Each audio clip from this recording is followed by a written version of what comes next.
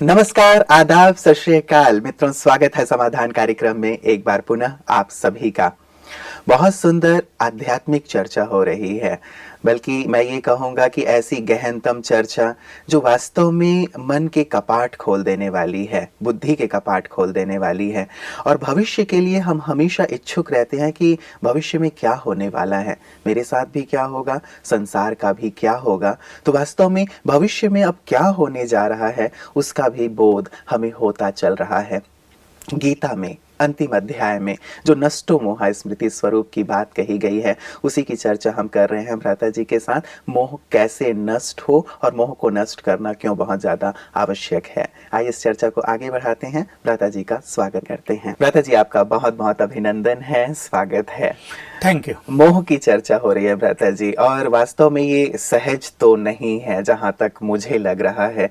एक आम व्यक्ति के लिए भी सहज नहीं है, उसके लिए तो खैर बहुत कठिन है। योगियों को भी जब इतना कठिन प्रतीत होता है तो आम व्यक्ति के लिए तो ये बहुत कठिन होगा ही होगा। इसीलिए इस पे एक चीज मैं जरूर जानना चाहूंगा भ्राता जी। जो व्यक्ति के मन में पहला प्रश्न उठता है, मोह को छोड़ने की आवश्यकता आखिर क्यों है, तो जब इस महत्ता को, इस आवश्यकता को शायद वो समझ लेगा, इस पे विचार करेगा, तो शायद इसके लिए प्रयास या पुरुषार्थ करना प्रारंभ करेगा। इसमें क्या होता है, मान लो एक माँ का मोह अपने बच्चे से है, जो जग प्रसिद्ध बात है। मोह तो सभी जगह है मनुष्य का, पर एक माँ का मोह अपने बच्चे से है। अब बच्चा 5-6 साल का है, वो स्कूल में गया है। अब माँ के मन में उसके बारे में कई विचार चलते रहते हैं। उसका मन कभी कभी काम में भी नहीं लगता। बच्चा ठीक तो होगा ना, कहीं कोई लड़ाई झगड़ा तो नहीं हो रहा होगा, आने में कुछ ठीक तो होगा ना, कहीं कुछ गड़बड़ तो नहीं, आजकल रोड पे बड़े एक्सीडेंट होते हैं, बच्चा कहीं इधर उधर तो नहीं हो जाएगा, आजकल अपहरण भी बहुत होते हैं, कहीं ऐसा तो नहीं हो जाएगा। एक माँ की कहानी मुझे याद आ गई।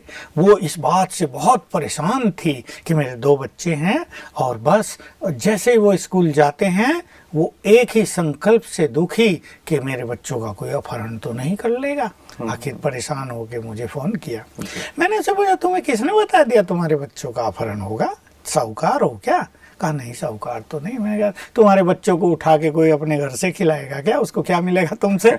क्यों तुम्हें संकल्प आ रहा कि अखबार में एक दिन पढ़ा था किसी के बच्चे का अपहरण हो गया। अरे मैंने कहा तुम कहाँ ये सब सोच रही हो, अब सीख लो एक चीज जो मैंने उससे सिखाई। मैं सभी मातृ शक्ति को विशेष रूप से सिखाना चाहूँगा। मैंने उसे कहा तुम्हारे हर संकल्प में क्रिएटिव एनर्जी है।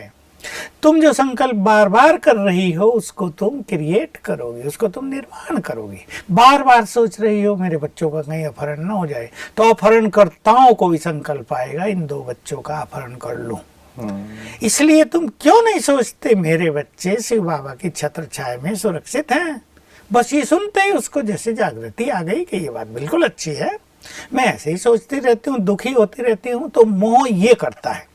अब उसका सारा दिन काम में मन नहीं लग रहा है, मोह परेशान कर रहा है, मोह दुखी करता है, परेशान करता है, हमारी इनर पावर्स को नष्ट कर देता है, मन की शक्तियों को छीन करता है। फिर क्या होता है कि छोटी छोटी बात मनुष्य को इरिटेट करने लगती है। अब बच्चे हाथ हो गए जिनसे वो बहुत प्यार कर रही थी, जिनका वो इंतजार कर रही थी, अब बच्चे चंचलता कर रहे हैं, फिर वो उन्हें मार रही है, दुखी हो रही, तो डबल एक नुकसान उसको होता रहता है। यही बात अगर आत्मिक प्यार में बदल जाए तो बहुत अच्छा हो। तो मोह से नुकसान ही नुकसान है। एक तो मनुष्य का सारा अटेंशन उधर रहता है जहाँ उसका मोह है। अब आजकल देख लीजिए, छोटी चीज है, लड़कों लड़कियों का मोह हो गया। अभी साथ रहते हैं, थोड़ी प्यार की बात की, मोह ममता हो गई। इम्प्योरिटी न भी हो, मैं नहीं कहता, इम्प्योरिटी सब जगह होती है। कहीं कोऑपरेशन देने के लिए, कहीं एक दूसरे पर रहम करके मनुष्य एक दूसरे से प्यार करता है, उसका मोह होता है। अब उनको एक दूसरे की याद रहती है। अब याद से क्या होता है, वो याद एक दूसरे को आकर्षित कर रही है, पढ़ाई में उनका मन नहीं लग रहा है, बैठे हैं लेसन तैयार करने, बुद्धि उधर जा रही है। तो ये स्टूडेंट्स के लिए बहुत बड़ा नुकसानदायक हो गया। एक और कहानी सुना दूं, अखबारों में छपी। एक माँ घर में भोजन बना रही है, नीचे उसने चूल्हा रखा हुआ है। अब कढ़ाई में उसने कुछ तला है, कढ़ाई को उसने थोड़ा पीछे रख दिया और वो दूसरा काम करने लगी। उसका छोटा बच्चा, उसको ध्यान नहीं था, वो काम में बिजी था, खेलते खेलते आया और उसको हाथ मार दिया उसने तेल में, तेल उसके ऊपर गिरा और माँ ने जो, वो चिल्लाया एकदम, माँ ने जो देखा, उसको देखते ही माँ हो गई बेहोश। उधर वो परेशान चिल्ला रहा है, इधर माँ बेहोश हो गई। अब कितनी देर रहा, फिर कौन कब आया, उनको देखा तो हॉस्पिटल में दोनों को एक साथ ले गए और तब तक बच्चे की मृत्यु हो चुकी थी। देखिए, अगर वो माँ मोह की ऐसी मतलब मोह जाल में फंसी ना होती तो वो तुरंत बच्चे को उठा के हॉस्पिटल ले जाती, कुछ भी करती ना। लेकिन ये मोह ने उसको बच्चे से बिल्कुल वंचित कर दिया। तो ये मोह के बहुत बड़े बड़े नुकसान होते हैं। मोह मनुष्य को कर्तव्य भुला देता है और वो कभी कभी गलत कर्तव्य को ही अपना कर्तव्य भी मान लेता है कि तो मुझे करना ही चाहिए। इस बात को जानते हुए हर मनुष्य को प्यार बढ़ाना चाहिए, मोह घटाना चाहिए। मोह न केवल मनुष्य से होता है लेकिन वस्तुओं से भी बहुत होता है। मेरी, जिस चीज को हमने मेरा कहा, चाहे वो घड़ी हो, लैपटॉप हो, बहुत अच्छी बाइक हो, अब उसमें मोह हो गया, वो मेरी हो गई। अब से पहले वो मेरी नहीं थी, अब वो मेरी है, उसमें मोह ममत्व हो गया। ये ठीक है, वो मेरी है, हमें उनकी संभाल करनी है, तो नहीं घड़ी मेरी नहीं है तो हम इसे फेंक देंगे। हम इसकी संभाल भी करेंगे, इसको हम यूज भी करेंगे, लेकिन अगर हम एक दृष्टि रख लें, ये ज्ञान की बात है कि ये सभी चीजें मनुष्य के लिए केवल यूज करने की खातिर हैं, बाकी सभी चीजें तो विनाशी हैं। हमें मिली हैं, देखो 2 साल पहले चीज मेरे पास नहीं थी, अब ये 2 साल से मेरे पास है, हो सकता है 5 साल के बाद कुछ और मेरे पास हो, ये खत्म हो जाए। और जब मनुष्य को एक चीज से कोई अच्छी चीज प्राप्त हो जाती है तो पिछली चीज से उसका ममत्व खत्म हो जाता है। अब हमें मिलता है स्वयं भगवान, हमें मिलने वाला है एक बहुत सुंदर संसार, बहुत कुछ अलौकिक अद्वितीय। तो उसकी जब जानकारी हो जाती है तो यहाँ से मोह ममता निकलने लगती है। सुंदर तरीका आपने बता दिया भ्राता जी कि क्यों कुछ ना कुछ तो चाहिए व्यक्ति को, क्योंकि मोह कहीं ना कहीं तो लगा ही रहेगा उसका। अब इस मोह को चेंज करने की, परिवर्तित करने की आवश्यकता है। तो अब तक देह में, अपनी वस्तुओं में या व्यक्तियों में, वैभवों में लगे रहे थे, लेकिन अब इसे परमात्मा में लगाएं या आने वाली नूतन सृष्टि में लगाएं। और आपने जो एक बहुत सारी नुकसान बताए हैं जो मोह के कारण होते हैं भ्राता जी, तो संसार में रहते हुए अपने कर्तव्य को करते, मुझे ख्याल आ रहा था कि नर्स जैसे किसी पेशेंट का ध्यान रखती है, वैसे ही यदि निमित्त भाव से व्यक्ति रहे, कर्तव्य करे, तो शायद वो मोहग्रस्त भी नहीं होगा और अपने कर्तव्यों को भी सही ढंग से कर और जब वो पाएगा। अपने कार्य कर लेगा तो और डिटैच हो जाएगा। जैसे नर्स अपनी ड्यूटी पूरी करके जब घर जाती है तो वो डिटैच है, फिर उसका दूसरा फील्ड होता है। मुझे एक चीज और याद आ रही थी, बिल्कुल प्रैक्टिकल। कभी कभी मनुष्य अपनी इच्छाओं से भी बहुत आसक्त रहता है। एक लेडी मैंने ऐसी देखी जिनके पास बहुत धन संपदा है, लेकिन वो रोज कुछ ना कुछ डिमांड रखती थी अपने पति के सामने, अपने ससुर के सामने। पैसा उनके पास बहुत था, अथाह करोड़ों की संपत्ति, लेकिन उसकी इच्छाओं को पूरी करते करते सभी लोग बड़े परेशान हो गए थे। अब इन्होंने छोड़ दिया था कि अब इसकी इच्छाओं के पीछे हमें रोज समय कहाँ देना है। अब वो लेडी, आप हैरान होंगे, उसको 3 बच्चे, उनको अपने बच्चों की चिंता नहीं, उसको अपने बच्चों से मोह नहीं, लेकिन उसे मोह था अपनी इच्छाओं से। तो मुझे बता रहा था उसका पति कि उसने मांगा 3 दिन पहले कि मुझे 3 करोड़ चाहिए। थोड़ा बहुत नहीं, 3 करोड़। अब ये भी नहीं पूछ सकते थे क्या करोगे इतना पैसा। इन्होंने कहा अभी तो नहीं मिलेगा। और वो उदास और केकई की तरह कोप भवन में चली गई और डिप्रेशन में आ गई। मैंने उनसे पूछा इसको बच्चे नहीं हैं क्या? तब उन्होंने बताया 3 बच्चे हैं। माँ तो अपने बच्चों के लिए बहुत केयरफुल होती है। पहली चीज तो एक माँ के लिए उसके बच्चे होते हैं, धन संपत्ति तो दूसरी चीज। कहा नहीं, उसके लिए बच्चे को नहीं, मरे या जिए तुम संभालो, तुम्हारे बच्चे मेरे थोड़ा ही। अब उसको तो ये चाहिए। तो कहीं कहीं मनुष्य अपनी इच्छाओं का भी बहुत गुलाम हो, मतलब इसका स्वरूप कहीं ना कहीं रहता ही है, चाहे वो बच्चों में रहे, चाहे अपनी इच्छाओं में रहे, चाहे वस्तुओं में रहे, और जहाँ कहीं भी है दुख देने वाला है। इसीलिए अपने आप को इससे निकालने की आवश्यकता है। तो भ्राता जी, बहुत सारी चीजें स्पष्ट हो गई। एक तो ये कि हम यहाँ मेहमान हैं, और मेहमान को कभी भी अटैच्ड नहीं होना चाहिए, क्योंकि वो अटैच्ड है तो उसको फिर तकलीफ होगी, क्योंकि उसको तो जाना है ही। दूसरी बात आपने कही कि शरीरों को ना देख करके हम आत्मिक भान को बढ़ाएं, आत्मिक प्यार को बढ़ाएं कि मैं आत्मा हूँ, ये सब भी आत्माएं हैं, तो इससे भी हमारा मोह नष्ट होता जाएगा। और साथ ही परमात्मा हमारे हैं, ये सब तो खैर अभी के हैं, परमात्मा तो इटर्नल हैं, जो हमेशा के हमारे साथी हैं। और साथ ही नई दुनिया आने वाली है जहां हमें जाना है, ये भी हमें इस पुरानी दुनिया से मोह को नष्ट करेगा। एक विशेष चीज भ्राता जी, मोह के साथ हम नई दुनिया में तो नहीं जा सकेंगे, क्योंकि नई दुनिया में वहां जैसे मोह यहाँ है वहां पे नहीं होगा, सतयुग में नहीं होगा। तो कंप्लीटली हम निर्मोही बन जाएं, एक बहुत बड़ी स्थिति है। लेकिन मैं आपसे पूछना चाहूंगा कि हर एक व्यक्ति, साधक या जन सामान्य जो हमारी आज की इस चर्चा को सुन रहे हैं, निर्मोही बन जाएं, क्या विशेष करके और अभ्यास आज से अपने जीवन में कर सकते हैं या चिंतन रख मुझे सकते कई हैं? बातें याद आ रही थी आपकी ये बातें सुनकर। देखिए, जब सबको जाना होगा तो मोह कैसे लोगों को कष्ट देगा। जी, हम एक ऐसे काल में प्रवेश करने जा रहे हैं जिसे महाविनाश का काल कहते हैं। लोग ये बात सुन के डरते हैं, और अनेक बार महाविनाश की लोगों ने डेट डिक्लेयर की हैं और कुछ हुआ नहीं, तो लोग भी सोच लगे सब बेकार की बातें हैं, दुनिया ऐसे ही चल रही, बहुत अच्छी है, चलेगी। नो डाउट ये दुनिया ऐसे ही चलेगी, लेकिन मनुष्य ने जो बहुत गड़बड़ कर दी है उसका खामियाजा उसको भुगतना पड़ेगा। उसने प्रकृति में बहुत इम्प्योरिटी फैला दी है। इस चीज का ज्ञान न वैज्ञानिकों को है, न मनोवैज्ञानिकों को, न प्रकृति के जानने वालों को। वो यही कहते हैं कि प्रकृति बहुत कुपित है, प्रकृति मनुष्य को बहुत कष्ट देगी अब, क्योंकि प्रकृति से खिलवाड़ की है मनुष्य ने, सब कुछ पोल्यूट कर दिया है। लेकिन एक और चीज दी है मनुष्य ने प्रकृति को, वो है negative energy, impure energy, sexual energy. इसके कारण प्रकृति में विस्फोट होगा, इसको कोई रोक ही नहीं सकेगा।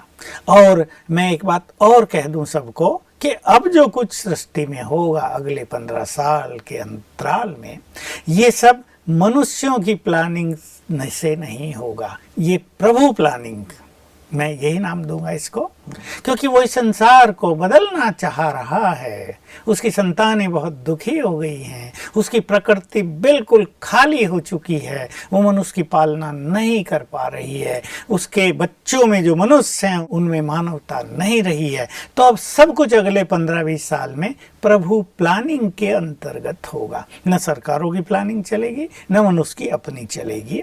तो ये बात सभी को जाननी चाहिए कि हम एक ऐसे समय में प्रवेश करने जा रहे हैं, और प्रवेश कर चुके हैं ऑलरेडी। पहले विनाश हो रहा है मनुष्य की सुख शांति का, विनाश हो गया है मनुष्य की सद्बुद्धि का, विनाश हो गया है मनुष्य के अंदर की इंसानियत का, हेल्थ का भी विनाश होता जा रहा है। तो ऐसे समय को फेस करने के लिए हमें निर्मोही बनना ही पड़ेगा। बहुत इंपॉर्टेंट चीज ये होगी, किसी व्यक्ति ने 50 लाख रुपए कमाए बहुत मेहनत से, 25 लाख का एक छोटा सा सुंदर मकान बना लिया। अब मान लो प्राकृतिक प्रकोप में वो नष्ट हो गया, तो सोचिए उसके मन पर क्या बीतेगी। बहुत मेहनत उसने की थी, और भी बहुत सारे कार्य मनुष्य ने किए। आज मनुष्य सांसारिक प्राप्तियों के पीछे ही अपना तन, अपना मन, अपनी एनर्जी, अपनी बुद्धि, अपना संपूर्ण समय लगा रहा है। जब कोई भी चीज उसके हाथ में नहीं आएगी, जब सब कुछ उसे छोड़कर जाना पड़ेगा, तब उससे याद आएगा कि निर्मोही बनना कितना आवश्यक था, अपने अंदर स्पिरिचुअल पावर भरना कितना आवश्यक था। इसलिए बहुत जरूरी है कि हम स्पिरिचुअल एंजॉयमेंट को प्राप्त करें। देखिए, जब स्पिरिचुअल एंजॉयमेंट, परमात्म सुखों का अनुभव मनुष्य को होने लगता है, तो यहाँ के जो सुख हैं उनसे बुद्धि हटने लगती है, और इन सभी पदार्थों को मनुष्य विनाशी मान लेता है। पता है उसे विनाशी हैं। आज उसके पास सुंदर कार है, हो सकता है कल वो न रहे। आज उसकी कार कहीं एक्सीडेंट हो जाए तो कार का क्या स्वरूप होता है वो सबको पता है। लेकिन मनुष्य चिपका हुआ है उन चीजों से। अगर ईश्वरीय आनंद वो लेने लगे तो मोह ममत तो छूटेगी। मैं आत्मा हूं, इस स्मृति में लंबा समय रहने लगे तो देह से मोह छूटेगा। पहले अपने देह से मनुष्य को निर्मोही बनना है। अपने देह से निर्मोही बनने के बाद उसे आत्मिक स्मृति बढ़ेगी, उसकी दृष्टि में आत्मा आएगी और उसको ये एहसास होगा कि हम सब तो रूहें हैं और हमें अब सब जाना है। अब तीसरी बात, हमें सबको जाना है। अब स्वयं भगवान हमें ले जाने के लिए आया है, हमें वही मुक्ति धाम में जाना है जहां से हम आए थे। ये सब स्मृतियां रोज रोज रखने से मनुष्य का मोह धीरे धीरे खत्म होता जाएगा। पर जो योग के मार्ग पर हैं उन्हें तो अनेक स्मृतियां स्वयं भगवान ने दिला दी हैं। उन स्मृतियों को हम याद करेंगे, उनका स्वरूप बनते जाएंगे तो मोह नष्ट होता जाएगा। बहुत बड़ा विषय है भ्राता जी, और सचमुच बहुत गहराई से चिंतन की आवश्यकता है। मुझे लगता है केवल चर्चा नहीं, लेकिन एक स्वच्छ चिंतन की जरूरत होगी, तभी व्यक्ति इससे मुक्त हो पाएगा। क्योंकि बहुत गहरी बात है कि चलने का समय है, और जब व्यक्ति चलने की बारी आती है तो वास्तव में जैसे आपने कहा ना कि आज सभी मनुष्य शायद वर्ल्डली जो चीज़ें हैं, भौतिक चीज़ें हैं, उन्हीं के संग्रह में लगा हुआ है। लेकिन वो कहते हैं ना कि जो चीज़ें हमारे साथ जाएंगी वो ये चीज़ें नहीं जाएंगी, वो तो है हमारी पुण्य कर्म, वो तो है हमारी जो अच्छे संस्कार, अच्छी आदतें, या ईश्वर के लिए हमने जो किया है वही चीज़ें जाएंगी। और शायद इसकी तरफ व्यक्ति का ध्यान नहीं है। अब इन चीज़ों को संग्रह करने की ज़रूरत है, ना कि सांसारिक चीज़ों को, तब शायद हम मोह से मुक्त हो पाएंगे। मैं एक चीज़ और जोड़ देना चाहता हूँ। जब हमारी ये बात लोग सुनते हैं तो हमारे पास आकर भी ये प्रश्न पूछते हैं, तो क्या मैं अपना बिजनेस बढ़ाऊं? मुझे एक इंडस्ट्री खोलनी है, क्या मैं खोलूं? क्या हम बच्चों को और हायर एजुकेशन में प्रवेश दिलाएं? क्या हम अपना ये कारोबार और बढ़ाएं? इन सब का उत्तर यही है कि ये सब कार्य हमें करते चलना है। बिजनेस भी बढ़ाएं, इंडस्ट्री बनाएं, आपका बिजनेस और मल्टीप्लाई होता जा रहा, आप उसे करें, बच्चों को हायर एजुकेशन आप दिलाएं, जो कुछ आपको अपने कर्तव्य करने हैं उन्हें आप पूर्ण करें। बस बात ये है कि डिटैच होते चलें। जैसे नर्स का उदाहरण दिया, ये हमारे कर्तव्य हैं, हम अपने कर्तव्य कर रहे हैं। हमारा कर्तव्य है हम अपने बच्चों को आगे बढ़ाएं, उन्हें हाई एजुकेशन दिलाएं, वेल एजुकेटेड करें, उनका ध्यान रखें, उन्हें हम वेल सेटल्ड कर दें। ये हमारे कर्तव्य हैं। बस बात ये कि कर्तव्य करते करते हम उसमें लिप्त न हो जाएं, अपने लिए भी थोड़ा समय दें, अपनी स्पिरिचुअल प्रोग्रेस को भी हम उतना ही महत्व दें जितने बच्चों की एजुकेशन को दे रहे हैं। लेकिन बात एक आ ही जाती है ना भ्राता जी कि मान लीजिए जैसे आपने कहा कि अगले 15-20 वर्षों में बहुत कुछ परिवर्तन होने वाला है। अब ये व्यक्ति जब उसकी बुद्धि में ये बात आ जाती है कि सब कुछ जैसे परिवर्तित होने ही वाला है, तो ना चाहते हुए भी एक बात आ ही जाती है कि फिर हम अपना समय, अपनी एनर्जी इन चीज़ों में क्यों लगाएं? क्यों ना हम एक आध्यात्मिक साधना में लग जाएं? क्यों ना हम उन चीज़ों को जमा करने में लग जाएं जो चीज़ें हमारे काम में आएंगी? तो कहीं ना कहीं उसकी सोच सही भी तो बिल्कुल ये सही सोच होती है।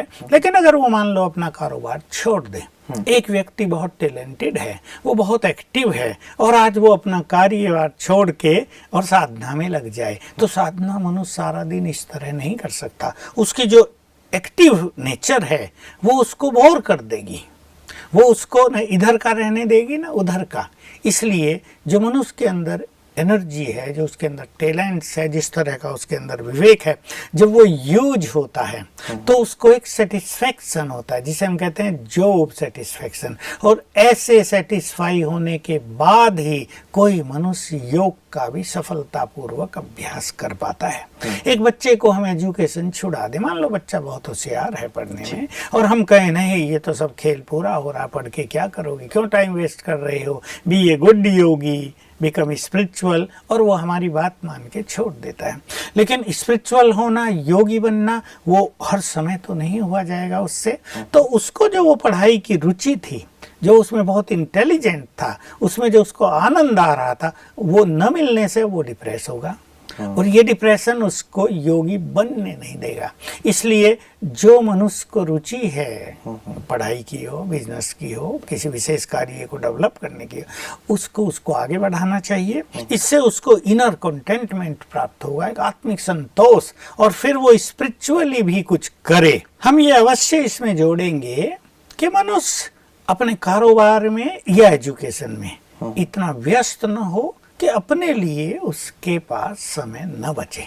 कोई गृहिणी भी हैं, वो इतने व्यस्त न हो जाएं कि अपने लिए उनके पास समय न बचे। इसलिए कम से कम 1 घंटा अपने लिए देना स्पिरिचुअली कुछ प्रैक्टिसेस करना, अपने को चार्ज करना, ये हर एक के लिए आवश्यक है। इससे उसे जीवन में हर फील्ड में सफलता मिलेगी, वो स्ट्रेस फ्री रहेगा। नहीं तो क्या है, जब मनुष्य कारोबार में बहुत लिप्त हो जाता है, न वो अपनी हेल्थ पे ध्यान देता है, न वो अपनी स्पिरिचुअल प्रोग्रेस पे ध्यान देता है, तो उसको टेंशन होने लगती है, उसके खान पान की, रेस्ट करने की दिनचर्या भी बिगड़ जाती है, फिर वो बीमार रहने लगता है। फिर कोई अनिद्रा का शिकार है, कोई हाई ब्लड प्रेशर का शिकार है, किसी को हार्ट की बीमारियां हो रही हैं, तो कोई कैंसर की चपेट में आता जा रहा है। इन सब से बचने के लिए एक बैलेंस रखना जीवन में, कारोबार अच्छी तरह करें, मान लो 12 घंटे भी दे दें उसमें, लेकिन फिर 2 घंटे अपने लिए अवश्य निकालें। बिल्कुल,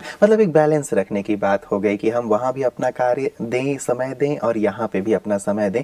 ब्रता जी, एक मेल हमारे पास आया था इसी से जुड़ा हुआ कि इंजीनियरिंग करने के लिए बस 12th पूरा हुआ, इंजीनियरिंग के लिए एक हमारी बहन बस प्रयास कर रही थी, लेकिन ज्ञान की बहुत गहरी समझ जब उसे आ गई है, तब वो यही प्रश्न कर रही है कि अब वहाँ इंजीनियरिंग में मैं अपना समय क्यों दूँ, मैं क्यों ना ईश्वरीय सेवाओं में अपना समय दूं, अपना श्रेष्ठ भाग्य बनाऊं। तो वो भी एक कंफ्यूज्ड स्टेट में थी। मैं उनका क्वेश्चन अभी नहीं ले रहा था, लेकिन फिर भी अचानक मुझे ये बात याद आई।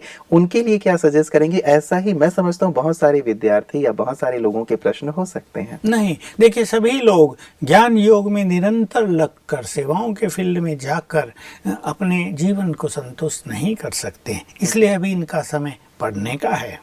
ये पढ़ें, और अगर ये बहुत इंटेलिजेंट हैं, एक अच्छे इंजीनियर बनना चाहते हैं, तो इंजीनियरिंग में जाएं, और जो स्टूडेंट हैं जो हायर एजुकेशन लेना चाहते हैं वो उसे लें। और लक्ष्य ये है, मैं क्यों ये कहता हूँ, हालांकि उनके विचार भी ठीक हैं कि क्यों हम टाइम वेस्ट करें, इससे उनकी बुद्धि का विकास होगा। वो इसलिए पढ़ें कि उनमें मैच्योरिटी आए, वो इसलिए पढ़ें कि उनकी बुद्धि विकसित हो, मैच्योर इंटेलेक्ट हो, वो इसलिए पढ़ें कि उनमें अपने लिए निर्णय लेने की पूरी क्षमता आ जाए, वो इसलिए पढ़ें कि वो आने वाले चैलेंजेस को, अप्स एंड डाउन्स को सहज पार कर सके। क्योंकि जब वो सेवाओं के फील्ड में जाएंगे तो सेवा भी तो उन्हें इन्हीं लोगों के साथ करनी है ना जो कलयुग से निकल कर आए हैं, वो कोई देवता तो नहीं है, तो उन्हें भी कई चैलेंजेस को फेस करना पड़ सकता है। इसलिए मैच्योरिटी होना बहुत आवश्यक है, नहीं तो कल वो ये सोच सकेंगे, जैसा कुछ लोगों के साथ हो गया कि अरे हमने अपनी एजुकेशन छोड़ दी, यहाँ तो मज़ा नहीं आया, हमने तो कुछ और सोचा था, यहाँ तो कुछ और निकला, हम तो सोचते थे कि यहाँ तो सब देवता होंगे, पर सब तो देवता नहीं निकले। भला देवता कहाँ से मिलेंगे? सब कलयुग में हर एक के अपने अपने संस्कार हैं, कहीं उनका टकराव होने लगा, कहीं ईगो हर्ट होने लगा, कहीं अब उनको लोग कहने लगे ये तो थोड़ा पढ़ा लिखा है, देखो इसने एमए किया है, इसने इंजीनियरिंग किया, अब उसको फील होने लगा इन्फीरियरिटी कॉम्प्लेक्स कि अरे मैं भी पढ़ लेती तो कितना अच्छा होता, पढ़े लिखों की बड़ी वैल्यू है, पढ़े लिखों को सब जगह पूछा जाता है, कॉलेज में भाषण देने जाना है तो मुझे कौन भेजेगा, मुझे भी डर लगेगा, अगर मैं हायर एजुकेशन लेके आई होती तो आज मैं सफल होती। ये कईयों के साथ हो जाता है। इसलिए एजुकेशन को भी लेना है, लेकिन स्पिरिचुअल एजुकेशन को साथ साथ करना। अपने को नियम बना के रखें कि सवेरे 1 घंटा योग हो जाए, बाबा की मुरली, क्लास में नहीं जा सकते कॉलेज के टाइमिंग के अनुसार तो किसी भी समय मुरली का अध्ययन कर लें। मतलब अपना स्पिरिचुअली नॉरिशमेंट, एक पालना हमें अपनी करते रहना चाहिए।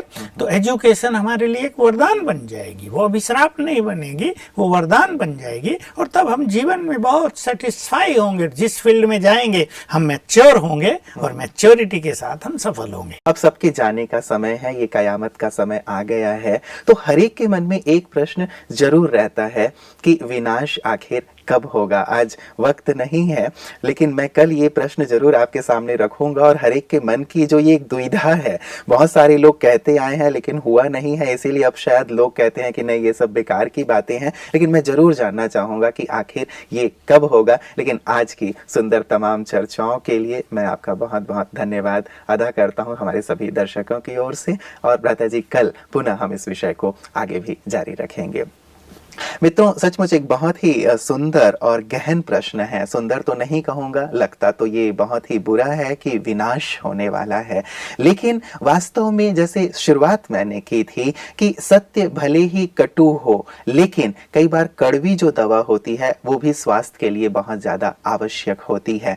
आने वाला समय कैसा होगा, संसार का भविष्य कैसा होगा, हमारा भविष्य कैसा होगा, विनाश के पश्चात क्या होगा, इन सब चीज़ों को हम कल के एपिसोड में भ्राता जी से चर्चा करेंगे। आप समाधान कार्यक्रम में हमारे साथ बने रहिएगा।